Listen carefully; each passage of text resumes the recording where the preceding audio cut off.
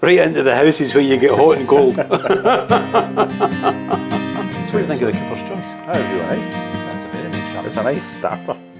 What I would say It's nice and is smooth, a wee bit of spicy pepper. And quite a lot of spicy. there's a lot of spice. Mm. And then And it's a wee gentle. the spice gentle sort of warm. sets back. Yeah, it does. And I would say that when you read the bottle and you actually get it under the nose, you think, oh, it's going to be one of those kind of all gimmicky, it's going to have a little bit of everything.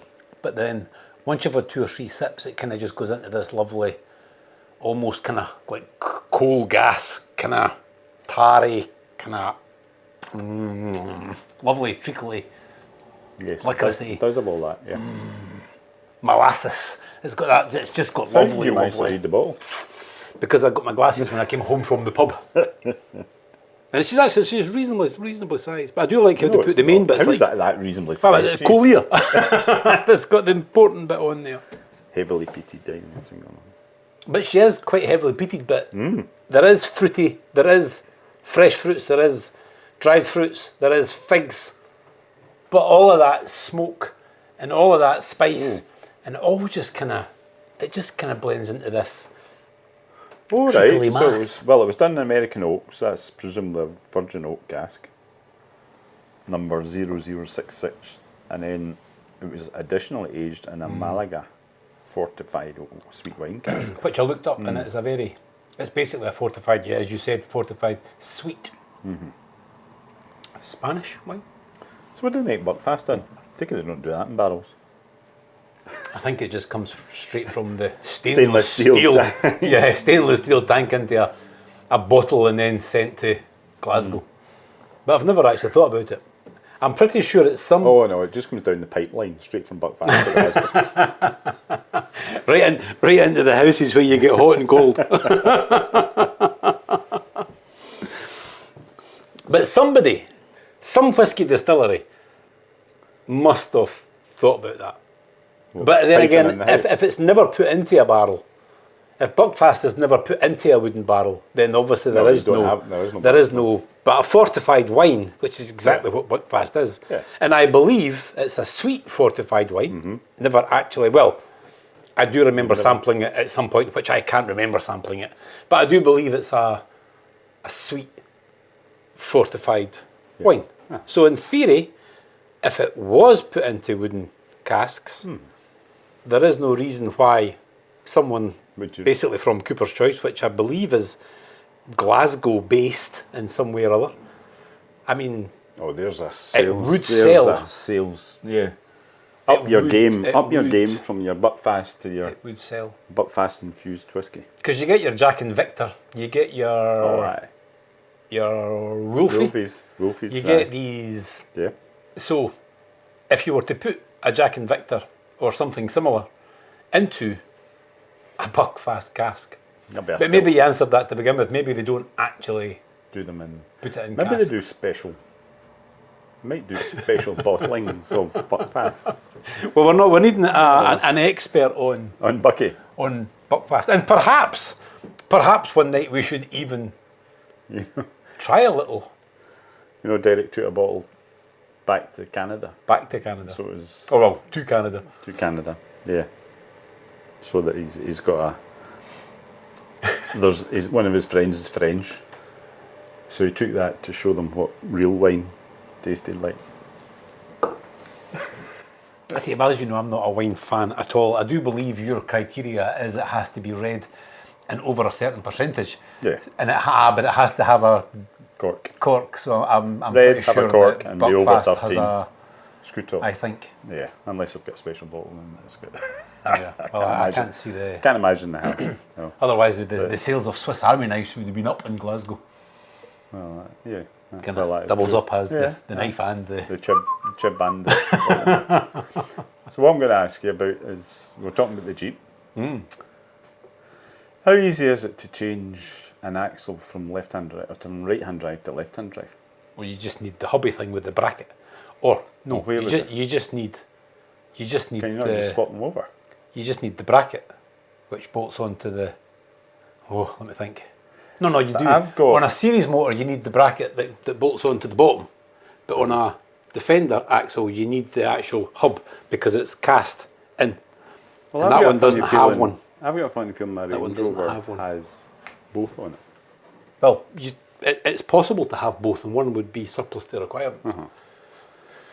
But for a weight issue, I would imagine that somewhere along the lines they decided to ditch it. And then you've got to find yourself a left-hand steering box. So technically you're looking for a left-hand drive car. No, well, I've got a left-hand drive car. But you need a left-hand drive donor car. Or turn your Jeep into a right-hand drive. Which is probably what I will have to do, because unless a left-hand drive donor car comes our way, you need the steering box. Yeah, you do. Well, you would be okay because you'll be mounting the steering box on the other side, because the steering box just does that. That's all it does. It's how it mounts onto the inside of the chassis. It goes that way, or it goes that way. But it doesn't fit in the inside. It's got to go but if you're mounting it, then if I'm fitting power steering to it, am I getting a seat? Well, if you're at that end of the bar, well, that's true. I should have. The barkeep just kind of has a lean. So,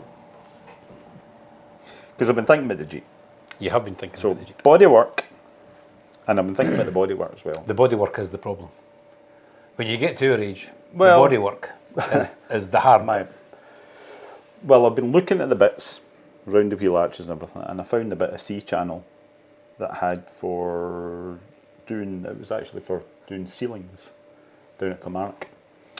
And I looked at it and it's exactly the same. It's the right width for the bit over the rear wheel arch. But it's straight. Yeah. Yeah, but that's okay, because I'll get what I can do is I'll do for the straight bit, which is about that length, and then where it starts to curve, I can then cut one of the top flange off it, or the bottom flange off, probably, and then I'm going to get shrinker stretchers, and that'll curve it. Yeah, but a shrinker, that's only L shape. I don't think you can stretch the top. If it's a C channel, I don't think you can stretch the top and shrink the bottom. I don't know. Possibly you could. I've never actually thought about it before. No, well, look, as long as it's just an L, yeah, obviously. It's an L. Yeah. So that's what I'm saying. So I'll cut off one of the flanges. When I need to curve it, I'll cut off one of the flanges. But it does make you wonder, if you had a C section, if you stretch the top and shrunk the bottom. No, because the middle bit's. I wonder if it would go round. No, because the middle bit's not going to shrink. A bit like a pipe bender, really. Bottom bit squeezes, the top bit opens. And the middle bit goes flat. And the middle bit stays as it is. Aye, but no. If you want to measure a pipe bend, no, because it's never going to work, because it's that width. Yeah, well, it'll all got to do with the width of it, yes. And that width isn't going to flex. Yeah, just because you're shrinking that and stretching that, it's not going to. Well, that's right, because it's not that bit. It's not those bits that you. Well, it will be partly. It's that bit in there that you shrink and stretch. Yes. And then you can't do that because that's the centre of the C section. Yeah. So I've basically worked out how to do my wheel arches. The back bit, which has got wee ribby bits, there's some holes in them, but then I'm looking at it going, the bumper comes round there. Do I really need those bits in there? I could just I can quite easily get a piece of MDF or a bit of chipboard or whatever, make shape, beat it. Right. So just put a flat piece, because that's what I did when the wings made it all. Because patching the Jeep with the MDFs, I mean, no. Well, I could use the moisture resistant. Moisture resistant MDF. So I think if we can so I've got that worked out. Then I was watching. There was another guy that was repairing one, and for the sills, he actually used there's the guy in America, shelving, heavy duty shelving, right? But this shelving, that's what Uncle Dave used for his sills on his 90. Aye, but this shelving, Dexy racking, or what you call it? Well, no, it's not that. But the profile he had was actually shaped like that. Mm-hmm.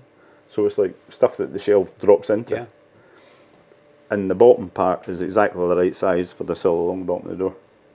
And because it shapes up like that, the top bit's exactly the right space but whether I'll get that, I'll probably not be able to get that. But what I can do is, so I'm worked through from the back to the front, and I know how I've got a plan of action for doing that lot. So if I can get this side done, then the other side's, I don't think the other side's actually quite as bad, touch wood. Not a rotisserie, but just on its side. A spinny one. Yeah. Aye, on its side. So I was looking. I've been looking at two. I don't know why. Maybe I don't know, but you basically just make up the sort of the half octagon out box section, bolt the car in it, and then that way you're just clunk, just fold clunk, over. clunk. So the curves actually, well, I suppose the curves not so easy to make. But if you actually make up two sort of half octagonals, you bolt the car in it, and then you put it back, and then you take them off and you put them on the other side, and you put it the other way if you want to. Yeah. But that's a lot of work. It's a lot of work, mate. Did what?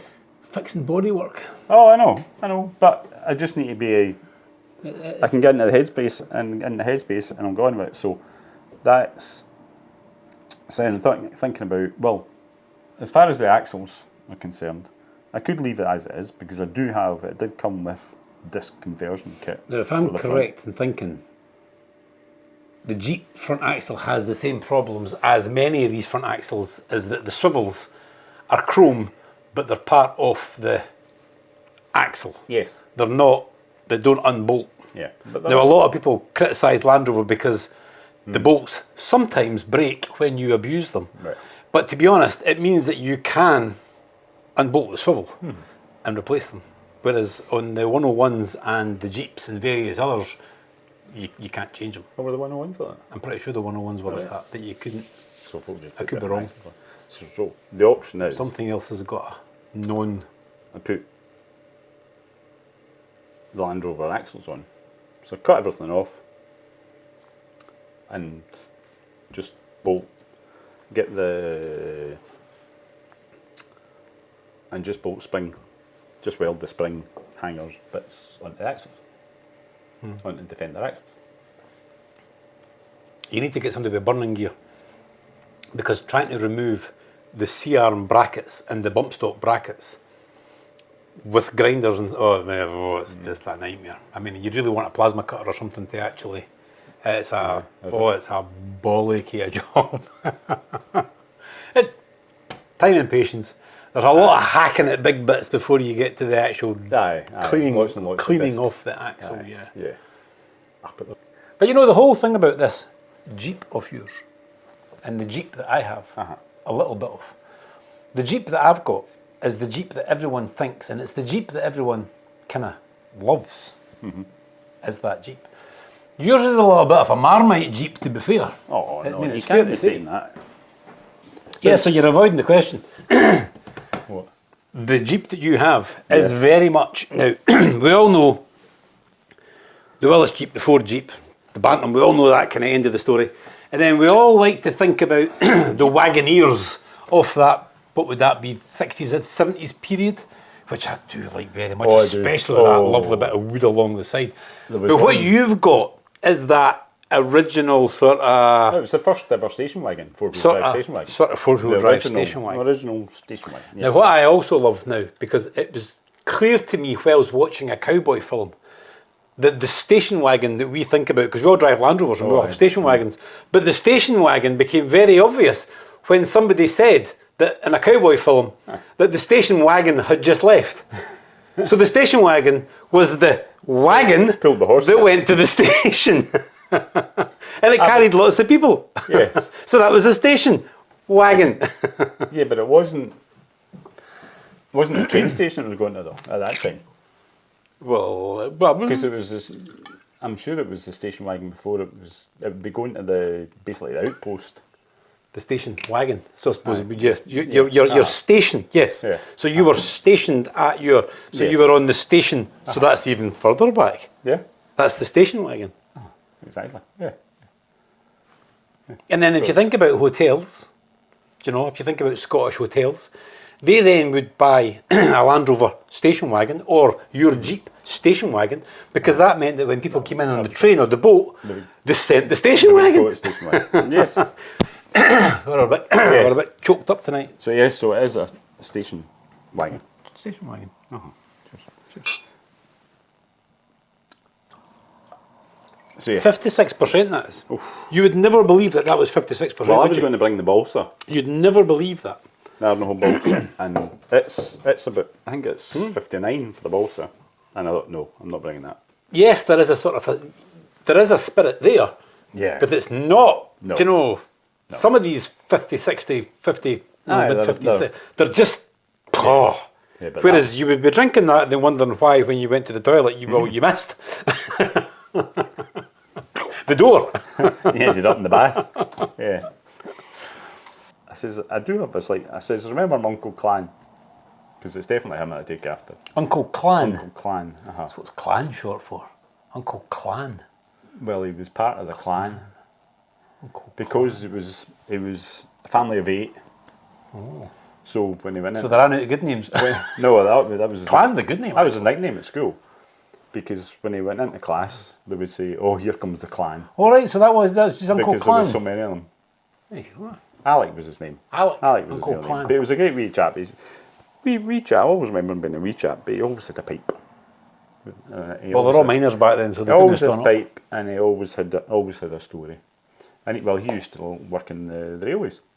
He used to run that weird track laying thing. He used to. He used to work in the railways. Anyway, so he had a small holding. See when you're heading through Cumbernauld on the right hand side. See where the big lady at the north. Yeah. Well, he used to have a small holding up there with chickens and all the rest of it in there. So before they built Dulchter up there. Yes, aye. So one time I remember going and we went and he says to his daughter, he says, go and get a chicken. So they wrung the neck of this chicken. This poor chicken was running about with its neck, its head down at its knees. And back in the old days, not only there was that dinner, but they would squeeze it to get the egg for the breakfast before they... So it was... but he had the small holding, and it was just full of stuff. And it was him that I got the Series 1 long wheelbase Land Rover from when he passed away. That my dad forced me to sell. Yeah. But we'll not talk about that. So... I could be doing with one of them, to be honest. I says, no, I've obviously got that. I'm a bit like Clan. I says, I've got, at the moment in my garden, I have a boat. A boat. A small trailer. Now, when you say a boat, it's not a boat. It's not a dinghy. It's not a dinghy. No, it's not a dinghy. So it's like a boat, a small trailer, 7 by 6 foot trailer. 7 by 7. I like how you get the sizes of the trailer, but not the boat. No, the boat's 7 metres, but the trailer that's 6 feet by 47 and a half inches. 47 and a half inches. Is that right? Yeah. Because I'm not taking an 8 foot sheet. Sideways. Half an inch. They obviously made it with an 8 foot sheet. But by the time they put the sides on, it didn't work. Lost it, so you can't get an 8 foot sheet on it. Either that or they made the basic way an 8 foot sheet. Well, that's what I mean. So when you put the sides on it, doesn't work. So you can't get a sheet in it. So the sheet has to sit on top. So that's note to self for future builds. Don't just think about what you're putting in it. So I got that trailer, I've got the Ivor Williams trailer, I've got the Trials car, I've got the Series car, I've got the Jeep, I've got the Range Rover,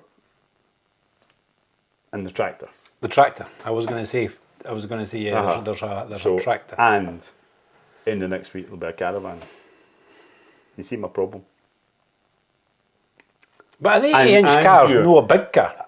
And I've also got an 80-inch rolling chassis underneath my deck. Oh, you have, but that's atomised. So what I'm going to...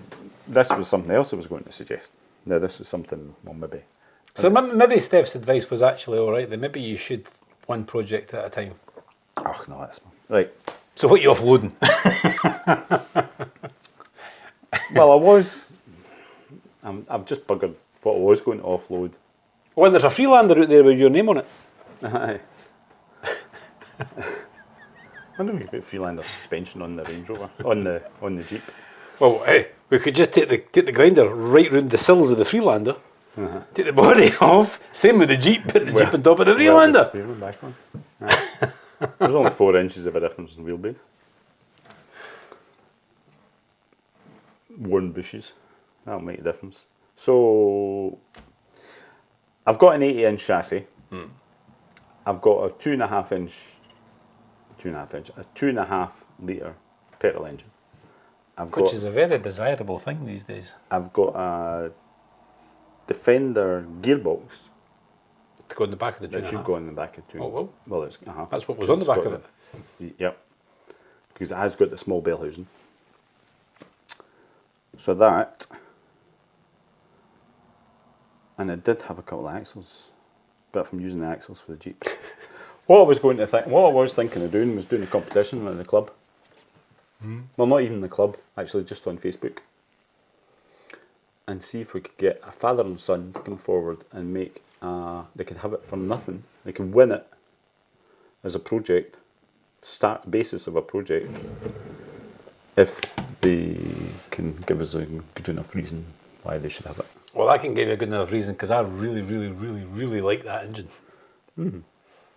Yeah, but that doesn't good. It's got to be somebody that's not involved in the club just now. I know. What you have to understand is that 2.5 petrol engine, especially if you take the sump off it and actually check the bottom end of that engine, because the bottom end was the thing that kind of went first. But they are very, very, very desirable just now. They are very, nobody wanted them because they had the chain rattle. And they weren't that much more powerful than a 2.25, and they had the chain rattle. But they are very desirable. They have got 5 bearings in. Well, there's a 3 bearing 2.25. There's a 3 bearing 2.25 and a 5 bearing on Gumtree, I think it is. 900 quid.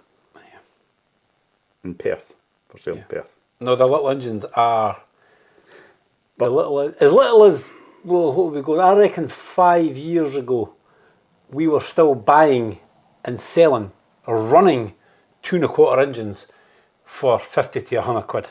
Yeah. Because Dave and I were running 2.25s, and they were in and out, and they were coming and going, and they were 50 to 100 quid. And then they just went crazy. Yeah, but prices are plummeting just now. And everybody who has a diesel series motor wants to convert it to a petrol. Well, that's true, yes. So the diesel, you can buy a diesel for a 50 quid. Yeah. Nobody wants a diesel. Oh, no. Terrible, unless you've got a boat. Terrible. Well, I do have a boat that needs an anchor. Yeah. Seemingly you have to wash all the oil out of them these days. Aye, well, that happens after a while. I think that's how it used to be done, wasn't it? You basically tied the chain to the side here, flung it out the side.